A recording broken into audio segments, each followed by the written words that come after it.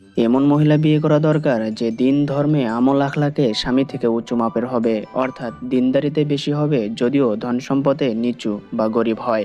আর অধিক উত্তম হয় যদি মহিলার চেহারা গোলাকার হয়, তবে তা জরুরি নয়।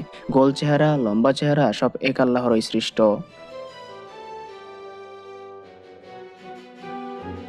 মহিলা দুর্বংশীয় হলে ভালো হয়, এজন্য যে বুজুর্গগণ বলেছেন নিকটাত্মীয় হলে তাদের পরস্পরে ভালোবাসা ও আকর্ষণ কম হয়, আর সন্তানরা মেধা ও স্বাস্থ্যে দুর্বল হয়।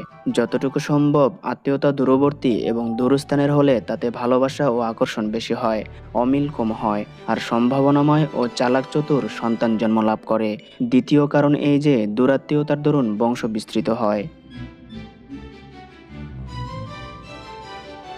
মহিলা কিছু দিনই ও দুনিয়াবী শিক্ষাপ্রাপ্ত হওয়া চাই, একেবারে অশিক্ষিত ও অলস যেন না হয়। গঠনাকৃতি স্বামীর চাহিদা মতো হওয়া চাই। কেননা কেউ মোটা স্ত্রী পছন্দ করে, আবার কেউ বরং অধিকাংশ হালকা স্ত্রী পছন্দ করে। সাধারণভাবে হিন্দুস্থানের লোকেরা হালকা মেয়ে পছন্দ করে, আর আরবিরা মোটা মেয়ে পছন্দ করে।